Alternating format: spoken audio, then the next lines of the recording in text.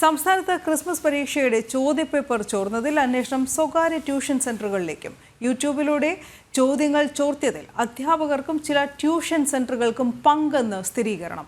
ഈ സാഹചര്യത്തിൽ വിദ്യാഭ്യാസ വകുപ്പിലെ സൂക്ഷ്മ പരിശോധനയ്ക്കൊപ്പം പഴുതടച്ച അന്വേഷണത്തിനാണ് സർക്കാരിന്റെ നീക്കം. അതേസമയം സാമ്പത്തിക ലാഭം ലക്ഷ്യമിട്ട് ഇടത് അധ്യാപകർ ഇതിന് പിന്നിലെന്നുള്ള ഒരു ആക്ഷേപം കൂടി ഉയരുന്നുണ്ട്.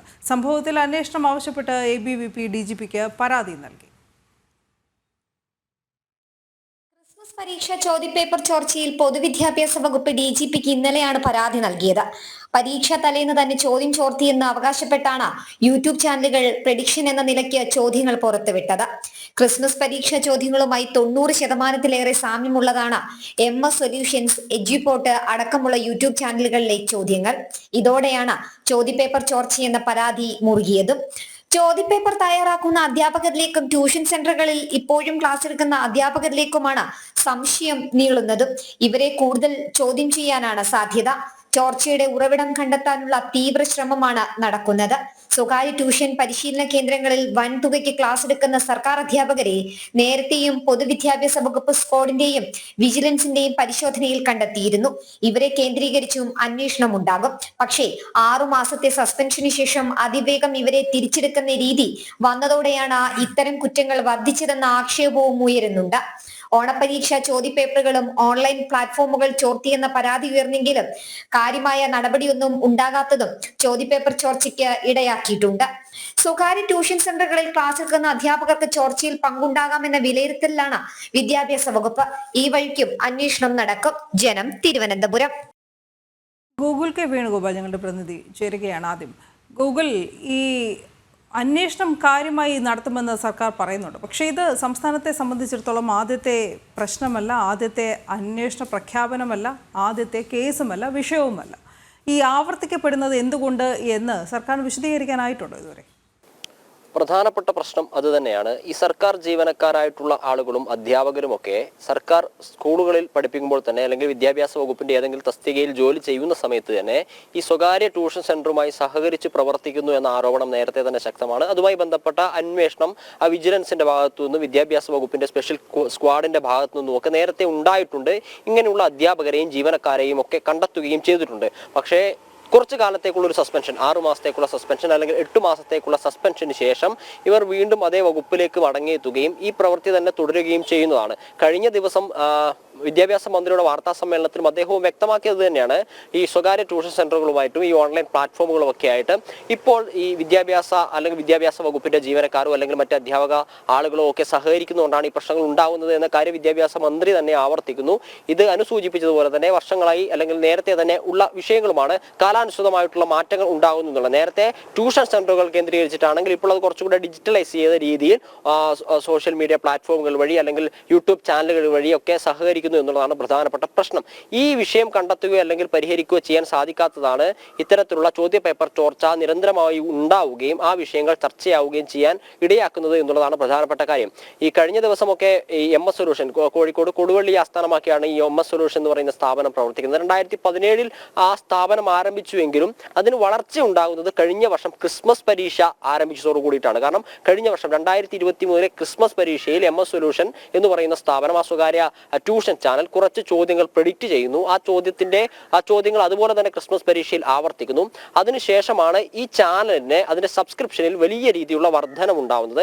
അന്ന് തന്നെ വലിയ രീതിയിലുള്ള ആരോപണങ്ങൾ ഉണ്ടായിരുന്നു. കോഴിക്കോട് DDEയും താമരശ്ശേരി DDE ഒക്കെ പൊതുവിദ്യാഭ്യാസ ഡയറക്ടർക്ക് റിപ്പോർട്ട് നൽകിയിരുന്നു. ഇത്തരത്തിലുള്ള ഒരു ചോദ്യപേപ്പർ ചോർച്ചയുമായി ബന്ധപ്പെട്ട ആശങ്കയെ സംബന്ധിച്ച റിപ്പോർട്ട് പൊതുവിദ്യാഭ്യാസ ഡയറക്ടർക്ക് നൽകിയിരുന്നു. പക്ഷേ അതിന് അന്വേഷണം എങ്ങും എത്തിയിട്ടില്ല എന്നുള്ളതാണ് പ്രധാനപ്പെട്ട കാര്യം. പിന്നീട് കഴിഞ്ഞ വർഷം തന്നെ SSLC പരീക്ഷയുടെ ക്വസ്റ്റ്യൻ പേപ്പർ ഈ സ്ഥാപനം പ്രൊഡിക്റ്റ് ചെയ്തു.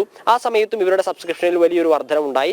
ഈ ഓണപരീക്ഷയ്ക്കും ക്രിസ്മസ് പരീക്ഷയ്ക്കും, ഈ വർഷം 2024 ഓണപരീക്ഷയ്ക്കും ക്രിസ്മസ് പരീക്ഷയ്ക്കും ഇതുപോലെ തന്നെ സമാനമായ രീതിയിൽ ഇവർ ചോദ്യങ്ങൾ പ്രൊഡിക്റ്റ് ചെയ്യുകയും അത് ഏകദേശം തന്നെ 50% ഒത്തുവരികയും ചെയ്യുന്ന ഒരു സാഹചര്യം ഉണ്ടായി.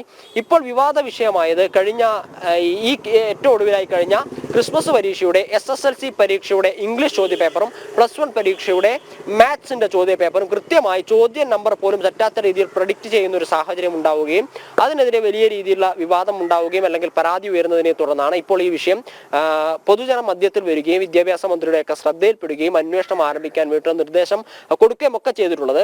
ഇപ്പൊ DDമാർക്ക് വിദ്യാഭ്യാസ വകുപ്പിന് നിർദ്ദേശം വന്നിട്ടുണ്ട് എന്നാണ് മനസ്സിലാക്കുന്നത്. അതായത് ഏതൊക്കെ അധ്യാപകരാണ് അല്ലെങ്കിൽ സർക്കാർ ജീവനക്കാരാണ് ഈ സ്വകാര്യ ട്യൂഷൻ സെന്ററുകളും ഒക്കെ ആയിട്ട് ചേർന്ന് സഹകരിക്കുന്നത്, അവരുടെ വിവരങ്ങൾ ശേഖരിക്കാൻ വേണ്ടി DDമാർക്ക് AUമാർക്കൊക്കെ പൊതുവിദ്യാഭ്യാസ ഡയറക്ടറുടെ ഉത്തരവ് കൊടുത്തിട്ടുണ്ട്. അതിനുശേഷം ഇവരെ സോർട്ട് ഔട്ട് ചെയ്തിട്ട് ആരൊക്കെ ഈ സ്വകാര്യ ട്യൂഷൻ സെന്ററുകളും ഒക്കെ ആയിട്ട് സഹകരിച്ച് പ്രവർത്തിക്കുന്നു എന്ന ലിസ്റ്റ് എടുത്തതിന് ശേഷം മാത്രമായിരിക്കും ആരൊക്കെയാണ് ഇതിൽ പിന്നിൽ പ്രവർത്തിച്ചത് എന്നത് മനസ്സിലാക്കാൻ. ഒറ്റ നോട്ടത്തിൽ തന്നെ നമുക്ക് മനസ്സിലാവുന്ന കാര്യം, ഈ അധ്യാപകർ അല്ലെങ്കിൽ പൊതുവിദ്യാഭ്യാസ വകുപ്പുമായി ബന്ധപ്പെട്ട് പ്രവർത്തിക്കുന്ന ജീവനക്കാരാണ് ഈ ചോദ്യപേപ്പർ ചോർച്ചയ്ക്ക് പിന്നിലുള്ളത് എന്നത് ആരോപണം വന്ന സമയത്ത് തന്നെ വിദ്യാഭ്യാസ വകുപ്പും വിദ്യാഭ്യാസ മന്ത്രിയും ഒക്കെ സമ്മതിക്കാൻ തയ്യാറായിട്ടുണ്ട്. പക്ഷേ അനു നേരത്തെ സൂചിപ്പിച്ചതാണ് പ്രധാനപ്പെട്ട കാര്യം. ഇത്തരത്തിലുള്ള ആരോപണങ്ങൾ അല്ലെങ്കിൽ ഇത്തരത്തിലുള്ള അന്വേഷണങ്ങളൊക്കെ നേരത്തെ തന്നെ ഉണ്ടായിട്ടുണ്ട്. ഈ അധ്യാപകരുമായി ബന്ധപ്പെട്ടും വിദ്യാഭ്യാസ വകുപ്പുമായി ബന്ധപ്പെട്ട് പ്രവർത്തിക്കുന്ന ജീവനക്കാർക്കൊക്കെ എതിരെയുള്ള ആരോപണങ്ങൾ നേരത്തെ ഉണ്ടായിരുന്നു. ഇവർ ഇടപെട്ടുകൊണ്ടാണ് ഇത്തരത്തിലുള്ള ചോദ്യപേപ്പർ ചോർച്ചകൾ നടത്തുന്നത് എന്ന ശക്തമായ ആരോപണം ചർച്ചയ്ക്കെടുക്കുന്നത്. ഗൂഗിളിലേക്ക് മടങ്ങിയെത്താം. ദേശീയ അധ്യാപക പരിഷത്ത് സംസ്ഥാന അധ്യക്ഷൻ ശ്രീ PS ഗോപകുമാർ, അതോടൊപ്പം ABVP ദേശീയ നിർവാഹക സമിതി അംഗം ശ്രീ യദു കൃഷ്ണൻ എന്നിവർ നമ്മളോടൊപ്പം ചേരുന്നുണ്ട്. മുൻ പാഠപുസ്തക സമിതി അംഗം ശ്രീ ഗോവിന്ദൻകുട്ടിയും നമ്മൾ പ്രതീക്ഷിക്കുന്നു. ആദ്യം ശ്രീ PS ഗോപകുമാറിലേക്ക്, ഈ വല്ലാത്ത യാദർച്ഛികതയാണ് ഈ പ്രഡിക്ഷൻസിലൂടെ സ്വകാര്യ ട്യൂഷൻ സെൻ്ററുകൾ എന്ന വ്യാജേന യൂട്യൂബ് ചാനൽ വഴി വിദ്യാർത്ഥികൾക്ക് മുമ്പിൽ എത്തിക്കുന്നത്. നമ്മുടെ പൊതുവിദ്യാഭ്യാസ രംഗത്ത് നടക്കുന്നത് എന്തൊക്കെ? ഇപ്പൊ ഈ കഴിഞ്ഞ ക്രിസ്മസ് പരീക്ഷയുമായി ബന്ധപ്പെട്ട് SSLCയുടെ ഇംഗ്ലീഷ് ചോദ്യപേപ്പറും +1 പരീക്ഷയുടെ കണക്കിന്റെ ചോദ്യപേപ്പറും അതുമായി ബന്ധപ്പെട്ട് നടത്തിയ പ്രഡിക്ഷൻസ് എല്ലാവരെയും അത്ഭുതപ്പെടുത്തിയതാണ്. എല്ലാവരെയും അത്ഭുതപ്പെടുത്തി എന്ന് പറയുമ്പോൾ പൊതുവിദ്യാഭ്യാസ മേഖലയെ സ്നേഹിക്കുന്നവരെ സംബന്ധിച്ചിടത്തോളം, ഇതിന്റെ നിലനിൽപ്പിന് വേണ്ടി പരിശ്രമിക്കുന്നവരെ സംബന്ധിച്ചിടത്തോളം അങ്ങേയറ്റം നിരാശയാണ് ഉണ്ടാക്കിയത് എന്ന് അടിവരയില്ലാതെ ആദ്യമേ പറയേണ്ടിയിരിക്കുന്നു. വളരെ സത്യസന്ധമായും സുതാര്യമായും നടക്കേണ്ട പരീക്ഷകൾ ആവർത്തിച്ച് സംസ്ഥാനത്ത് അട്ടിമറിക്കപ്പെടുന്നു എന്നുള്ളത് ഈ മേഖലയുടെ നിലനിൽപ്പ് തന്നെ അപകടത്തിൽപ്പെടുത്തുമെന്നുള്ള ആശങ്ക എന്നെയും എന്റെ സംഘടനയെയും അതുപോലെ തന്നെ സമാന ചിന്താഗതിക്കാരെയും വല്ലാതെ അലട്ടുന്നുണ്ട്. അപ്പോൾ ഈ ഡിസ്കഷന്റെ ആമുഖത്തിൽ സൂചിപ്പിച്ചതുപോലെ ആവർത്തിച്ച് ഈ തരത്തില് ചോദ്യങ്ങൾ അല്ലെങ്കിൽ പരീക്ഷ നടത്തി പട്ടിമറിക്കപ്പെടാൻ നടത്തുന്ന ശ്രമങ്ങള് സർക്കാരിന്റെ ശ്രദ്ധയിൽ അല്ലെങ്കിൽ വിദ്യാഭ്യാസ വകുപ്പിന്റെ ശ്രദ്ധയിൽ പെടുന്ന സമയത്ത് അതിനെ നിസാരമായിട്ട് കാണുന്നതിന്റെ ഒരു ഉദാഹരണമാണ് ഇപ്പോഴും ഇത് ആവർത്തിക്കുന്നത് എന്ന് പറയേണ്ടിയിരിക്കുന്നു. ഇവിടെ ചോദ്യപേപ്പർ തയ്യാറാക്കാൻ കൃത്യമായിട്ടുള്ള ഒരു വ്യവസ്ഥാപിതമായ രീതിയുണ്ട്. അത് നമ്മുടെ വിദ്യാഭ്യാസ ഏജൻസികൾ, പ്രത്യേകിച്ച് SSK ഉണ്ട്, അതേപോലെ തന്നെ SCERT ഉണ്ട്. ഇപ്പോ +1 +2 പരീക്ഷകളുടെ ചോദ്യപേപ്പർ തയ്യാറാക്കാനുള്ള ഉത്തരവാദിത്വം SCERTക്കാണ്. അവര് ഈ മേഖലയിലെ പ്രമുഖരായിട്ടുള്ള അക്കാഡമിക് മികവുള്ള അധ്യാപകരുടെ പാനൽ തയ്യാറാക്കി അതിന് ചോദ്യപേപ്പർ വർക്ക്ഷോപ്പ് തയ്യാറാക്കി നടത്തിയിട്ട് അതിൽ സുതാര്യത ഉറപ്പാക്കാൻ വേണ്ടിയിട്ട് ഒന്നിലധികം ചോദ്യപേപ്പറിന്റെ പട്ടിക അല്ലെങ്കിൽ പാക്കറ്റ് തയ്യാറാക്കി അത് ഒരു തരത്തിലും അതിന്റെ സുതാര്യത നഷ്ടപ്പെടരുത് എന്നുള്ള നിലയിൽ തയ്യാറാക്കി നടത്തേണ്ട സംവിധാനം പരീക്ഷയുടെ തലേ ദിവസം ഈ തരത്തിൽ സ്വകാര്യ ചാനലുകൾ അല്ലെങ്കിൽ ഓൺലൈൻ മാധ്യമങ്ങൾ കുട്ടികളുടെ മുമ്പിലേക്ക് എത്തിക്കുന്നു എന്ന് പറയുമ്പോൾ പരീക്ഷയ്ക്ക് പഠിച്ച് തയ്യാറായിരിക്കുന്ന കുട്ടികളോട് കാണിക്കുന്ന എത്ര വലിയ ക്രൂരതയാണ്. ആ ക്രൂരത ആവർത്തിക്കാൻ വിദ്യാഭ്യാസ വകുപ്പ് അവസരമൊരുക്കുന്നു, അല്ലെങ്കിൽ ഇത്തരം തെറ്റുകൾ ആവർത്തിക്കപ്പെടാനുള്ള സാഹചര്യം സൃഷ്ടിക്കപ്പെടുന്നു എന്ന് പറയുന്നത് അതിലേറെ കുറ്റകരമായ ഒരു അനാസ്ഥയാണ് എന്നാണ് ദേശീയ അധ്യാപക പരിഷത്തിന് ആമുഖമായിട്ട് ഈ സമയത്ത് സൂചിപ്പിക്കാനുള്ളത്. യദുകൃഷ്ണൻ, ഈ ചോദ്യപേപ്പർ ചോർന്നത് എങ്ങനെയെന്നാണ് ABVP മനസ്സിലാക്കുന്നത്? കാരണം DGPക്ക് പരാതി നൽകിയിട്ടുണ്ട്. എന്തായാലും ഈ ഒരു വിഷയവുമായി ബന്ധപ്പെട്ട തുടർ നടപടികളിലേക്ക് സംഘടന കടക്കുമെന്ന് തന്നെയാണ് ഞങ്ങൾ പ്രതീക്ഷിക്കുന്നത്. തീർച്ചയായിട്ടും സംസ്ഥാനത്തെ വിദ്യാഭ്യാസ വകുപ്പ് പൂർണ്ണ പരാജയം ആണ് എന്നതിന്റെ ഏറ്റവും ഒടുവിലത്തെ ഉദാഹരണമാണ് ഈ ചോദ്യപേപ്പർ ചോർച്ച. സംസ്ഥാനത്ത് 9ാം ക്ലാസ് ഇവിടെ സൂചിപ്പിച്ച പോലെ SSLC ഇംഗ്ലീഷ് പരീക്ഷയും അതുപോലെ തന്നെ +1 മാത്തമെറ്റിക്സ് പരീക്ഷയും ക്രമ നമ്പർ ഉൾപ്പെടെയാണ് MS സൊല്യൂഷൻ എന്ന് പറയുന്ന യൂട്യൂബ് ചാനലിലൂടെ പുറത്തു വന്നിട്ടുള്ളത്. അപ്പോ സംസ്ഥാനത്തിന്റെ വിദ്യാഭ്യാസ വകുപ്പ് ഇതിലൊരു പരാതി കൊടുത്തു, DGPക്ക് ഒരു പരാതി കൊടുത്തു എന്ന് പറഞ്ഞ് കൈയൊഴിയാൻ ശ്രമിക്കുന്ന ഒരു സാഹചര്യം നമ്മൾ കണ്ടു. അപ്പൊ ഇത്തരത്തില് വിദ്യാഭ്യാസ മേഖലയെ തന്നെ അട്ടിമറിക്കാനുള്ള ശ്രമങ്ങളാണ് വിദ്യാഭ്യാസ വകുപ്പിന്റെ നേതൃത്വത്തിൽ തന്നെ നേരിട്ട് നടക്കുന്നത്. ഇതിന് പിന്നിൽ വലിയൊരു ലോബി ഉണ്ടെന്ന് തന്നെയാണ് ABVP സംശയിക്കുന്നത്. പൊതുവിദ്യാഭ്യാസ മന്ത്രി തന്നെ ഇതുമായി ബന്ധപ്പെട്ട് പറഞ്ഞത് പൊതുവിദ്യാഭ്യാസത്തോടുള്ള വെല്ലുവിളിയാണെന്നാണ്. അങ്ങനെ പൊതുവിദ്യാഭ്യാസത്തോട് ഇത്തരത്തിലുള്ള വെല്ലുവിളി ഉണ്ടാവാനുള്ള സാഹചര്യം ഉണ്ടാക്കിയത് ആരാണ് എന്ന് നമ്മൾ എല്ലാവരും പരിശോധിക്കേണ്ടതുണ്ട്. ഇതേ മന്ത്രിയുടെ നേതൃത്വത്തിലുള്ള വിദ്യാഭ്യാസ വകുപ്പാണ്. അതുപോലെ തന്നെ നേരത്തെ ഇവിടെ ഗോപകുമാർ സാർ സൂചിപ്പിച്ചതുപോലെ ചില ഇടത് അധ്യാപകരെ മാത്രം ഉൾപ്പെടുത്തിക്കൊണ്ട് ചോദ്യപേപ്പർ തയ്യാറാക്കാൻ വേണ്ടിയിട്ട് ഉൾപ്പെടുത്തിയിരിക്കുന്ന ഈ സമിതിയും ഇത് കൃത്യമായിട്ടുള്ള രാഷ്ട്രീയ ലാഭങ്ങളിൽ ലക്ഷ്യം വെച്ചുകൊണ്ടാണ്. അപ്പോൾ ഇടത് അധ്യാപക സംഘടനകളിലെ ആളുകളും അതുപോലെ തന്നെ ട്യൂഷൻ സെന്ററുകളും ഈ സർക്കാരും അടങ്ങുന്ന ഒരു ലോബിയാണ് ഈ വിദ്യാഭ്യാസ വകുപ്പിന്റെ ഇത്തരം ഒരു അനാസ്ഥയ്ക്ക് അല്ലെങ്കിൽ ഇത്തരം ഒരു കുറ്റകൃത്യത്തിലേക്ക് നയിച്ചത് എന്നാണ് ABVP അനുമാനിക്കുന്നത്. ഇതുമായി ബന്ധപ്പെട്ട് നിലവിൽ DGPക്ക് ABVP പരാതി നൽകിയിട്ടുണ്ട്. അതുപോലെ തന്നെ ഇനി മുന്നോട്ട് ഈ സംസ്ഥാനത്തിന്റെ വിദ്യാഭ്യാസ വകുപ്പ്, നമുക്കറിയാം പൊതുവിദ്യാഭ്യാസ വകുപ്പായാലും ഉന്നത വിദ്യാഭ്യാസ വകുപ്പായാലും ഇത്തരം ഇപ്പോൾ മന്ത്രിയുടെ ഓഫീസ് മുറിയിലേക്ക് വരെ യൂട്യൂബ് ചാനലുകൾക്ക് കടന്നു ചെല്ലാൻ പറ്റുന്ന അത്രയും അനുവാദം പൊതുവിദ്യാഭ്യാസ മന്ത്രി അടക്കം നൽകിയിട്ടുള്ള സാഹചര്യം നമ്മളുടെ മുന്നിലുണ്ട്. അതുപോലെ തന്നെ ഉന്നത വിദ്യാഭ്യാസ മേഖലയിൽ കേരളത്തിൽ നിന്ന് ഏറ്റവും അധികം വിദ്യാർത്ഥികളെ വിദേശത്തേക്ക് എത്തിക്കുന്ന സാന്റ മോണിക്ക പോലെയുള്ള സ്ഥാപനങ്ങളിലെ മേധാവികളെ കേരളത്തിലെ സർവകലാശാലകളുടെ സിൻഡിക്കേറ്റിലേക്ക് വരെ ഈ സർക്കാർ കൊണ്ടെത്തിച്ചിരിക്കുകയാണ്. അപ്പൊ ഇത്തരം കേരളത്തിന്റെ വിദ്യാഭ്യാസ മേഖലയോട് ഈ സർക്കാർ ചെയ്യുന്ന ഈ വെല്ലുവിളിക്കെതിരെ കേന്ദ്ര വിദ്യാഭ്യാസ മന്ത്രാലയത്തെയും ABVP സമീപിക്കും എന്നാണ് ആദ്യമായി പറയാനുള്ളത്. ശ്രീ ഗോവിന്ദൻകുട്ടി കൂടി നമ്മളോടൊപ്പം ചേരുന്നുണ്ട്. പാഠപുസ്തക സമിതിയിൽ അംഗമായിരുന്ന വ്യക്തി കൂടിയാണ് താങ്കൾ. എന്തായാലും ചർച്ചയിലേക്ക് സ്വാഗതം. ശ്രീ ഗോവിന്ദൻകുട്ടി, നമ്മൾ ഈ ഒരു വിഷയം എടുക്കുമ്പോൾ ഉയർന്നു കേട്ട ഏറ്റവും വലിയൊരു ആരോപണം ഈ ചോദ്യപേപ്പർ തയ്യാറാക്കുന്ന സമിതിയിലെ ഇടത് സംഘടനാ അധ്യാപകരുടെ സാന്നിധ്യം തന്നെയാണ്. ഇവർക്ക് നേരെയാണ് എല്ലാവരിലും ചൂണ്ടുന്നത് എന്ന് വിവിധ അന്വേഷണങ്ങളിൽ നിന്ന് വ്യക്തമാവുകയും ചെയ്യുന്നുണ്ട്. ഇത്തരം സാഹചര്യത്തിൽ നമുക്ക് കാണാൻ കഴിയുന്നത് കുട്ടികളുടെ ചോദ്യപേപ്പർ തയ്യാറാക്കുന്ന കാര്യത്തിൽ വേണ്ടത്ര ജാഗ്രത ഔദ്യോഗിക സംവിധാനങ്ങൾ പുലർത്തുന്നില്ല എന്നുള്ളതാണ്. ഒരു കാര്യം നമ്മുടെ മനസ്സുകളിലേക്ക് ഓടിയെത്തേണ്ട കാര്യം, ഈ അടുത്ത കാലത്തായി നിരന്തരം പല സന്ദർഭങ്ങളിലും വിദ്യാഭ്യാസ വകുപ്പിൽ നടക്കുന്ന കുട്ടികളുടെ ചോദ്യപേപ്പർ തയ്യാറാക്കൽ ഉൾപ്പെടെയുള്ള കാര്യങ്ങളിൽ വേണ്ടത്ര ജാഗ്രതയോ അവധാനതയോ ഇല്ലാതെ വരുമ്പോൾ ഒരുപാട് വിദ്യാഭ്യാസ രംഗത്തിന്റെ മൂല്യച്യുതിക്ക് മാത്രമല്ല രാജ്യത്തിന്റെ സുരക്ഷിതത്വത്തെ പോലും ബാധിക്കുന്നതായി സംശയിക്കേണ്ടിയിരിക്കുന്നു. കാരണം ഇടത് അധ്യാപക സംഘടനകളുടെ ഉത്തരവാദപ്പെട്ടവർ ഈ ചോദ്യപേപ്പർ നിർമ്മാണ പ്രവൃത്തികളിൽ ഉണ്ടാകുന്നതോടൊപ്പം തന്നെ അവരിലുള്ള മറ്റു സ്വാധീനങ്ങൾ എന്ന് പറഞ്ഞാൽ ദേശവിരുദ്ധമായിട്ടുള്ള സ്വാധീനങ്ങളും നമ്മുടെ അന്വേഷണങ്ങളുടെ പരിധിയിൽ വരുത്തേണ്ടതുണ്ട്.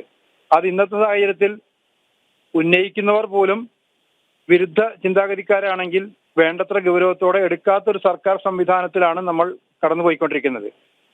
ഒരു കാര്യം തീർച്ചയാണ്, കേരളത്തിലെ വിദ്യാഭ്യാസ വകുപ്പിന്റെ പല കാര്യങ്ങളിലും വേണ്ടത്ര അവധാനത ഉണ്ടാകാതെ പോകുമ്പോൾ അതിന്റെ നഷ്ടം അനുഭവിക്കുന്നത് ഭാവി തലമുറയാണ്.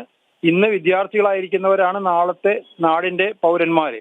ആ പൗരന്മാരെ സൃഷ്ടിക്കുന്ന വിദ്യാഭ്യാസ പ്രക്രിയയിൽ ശരിയായ രീതിയിലുള്ള പരീക്ഷകളും നടക്കുന്നില്ലെങ്കിൽ അത് അവരുടെ മൂല്യച്യുതിക്ക് മാത്രമല്ല കുട്ടികൾക്ക് ഈ സംവിധാനങ്ങളോടുള്ള വിശ്വാസ്യതയിലും സംശയങ്ങൾ ജനിപ്പിക്കും.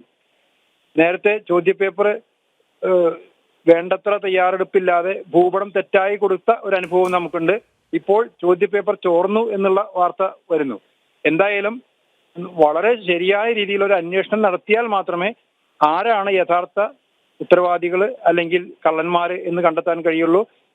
എന്തായാലും രാജ്യത്തിന്റെ സുരക്ഷിതത്വത്തിനു കൂടി ഭീഷണി ഉയർത്തുന്നതാണ് ഈ പരീക്ഷാ സമ്പ്രദായത്തിലുള്ള ഉത്തരവാദിത്വം ഇല്ലായ്മ എന്ന് മാത്രം ഈ സന്ദർഭത്തിൽ ചൂണ്ടിക്കാണിക്കാൻ ആഗ്രഹിക്കുകയാണ്. തീർച്ചയായും ഏറ്റവും പ്രസക്തമായ കാര്യം കൂടിയാണ് താങ്കൾ ഉയർത്തി കാണിച്ചത്. ശ്രീ PS ഗോപകുമാറിലേക്ക് വീണ്ടും.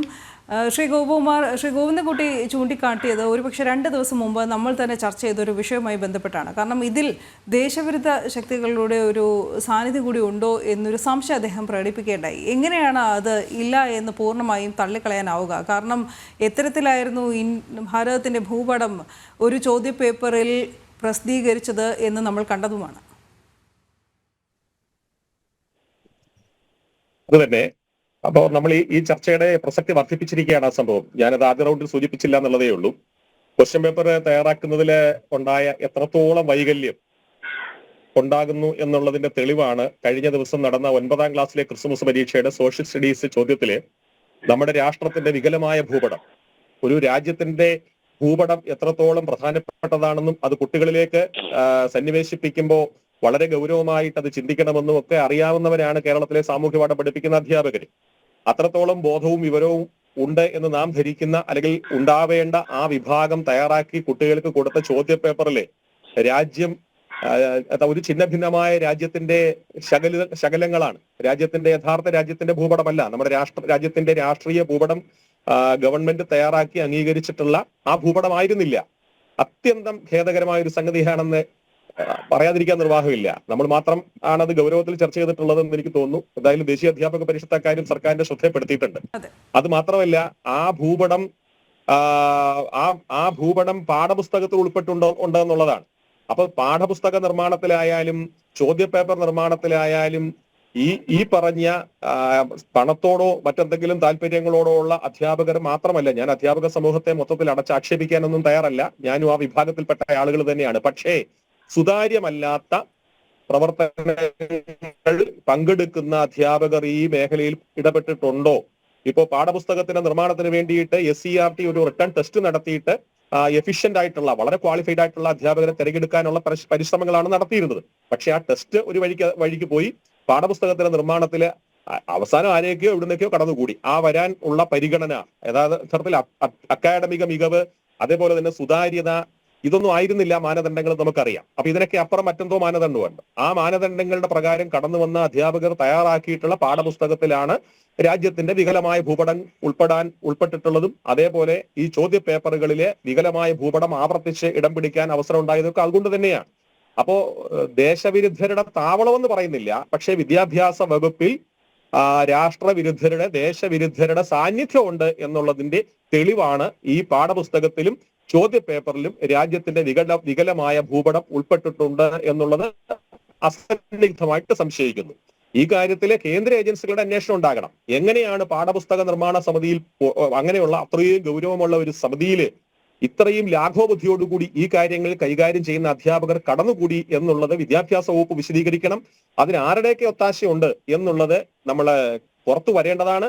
പല കാര്യങ്ങളും നമ്മൾ ഈ പറഞ്ഞതുപോലെ ദുരൂഹമായി തന്നെ തുടരുന്നത് പോലെ തന്നെ ഇതും അങ്ങനെ ദുരൂഹമായി തുടരാനാണ് സാധ്യത. വിദ്യാഭ്യാസ വകുപ്പോ സംസ്ഥാന ഏജൻസികളോ ഈ കാര്യത്തിൽ ഏതെങ്കിലും തരത്തിലുള്ള അന്വേഷണം നടത്തി കൃത്യമായ അന്വേഷണത്തിലൂടെ ഉത്തരവാദികളെ പുറത്തു കൊണ്ടുവരും, പൊതുമണ്ഡലത്തിൽ അവരെ കൊണ്ടുവരും, നിയമത്തിന് മുന്നിൽ കൊണ്ടുവരും എന്നൊക്കെ വിചാരിക്കുന്നത് സത്യത്തിൽ അത് പിന്നെ അന്ധവിശ്വാസം അല്ലെങ്കിൽ അത് വെറും വിശ്വാസമായിട്ട് തന്നെ തുടരും എന്നുള്ള കാര്യത്തിൽ തർക്കമില്ല.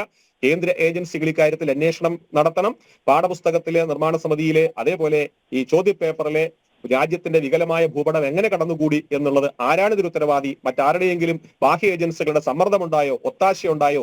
ഈ കാര്യത്തിലെ കുറിച്ച് സമഗ്രമായ അന്വേഷണം നടത്തണമെന്നാണ് ദേശീയ അധ്യാപക പരിഷത്തിന് ആവശ്യപ്പെടാനുള്ളത്. ഏത് കൃഷ്ണൻ, എങ്ങനെയാണ് ABVP ഈ സംഭവത്തെ വിലയിരുത്തുന്നതും മനസ്സിലാക്കുന്നത്? കാരണം അശ്രദ്ധയെന്നോ അല്ലെങ്കിൽ അബദ്ധം പറ്റിയതെന്നോ, വെറുതെ ഒരു അബദ്ധം അല്ലെങ്കിൽ അറിയാതൊരു അബദ്ധം പറ്റിയതെന്നോ പറഞ്ഞ് തള്ളിക്കളയാവുന്ന ഒന്നല്ലല്ലോ.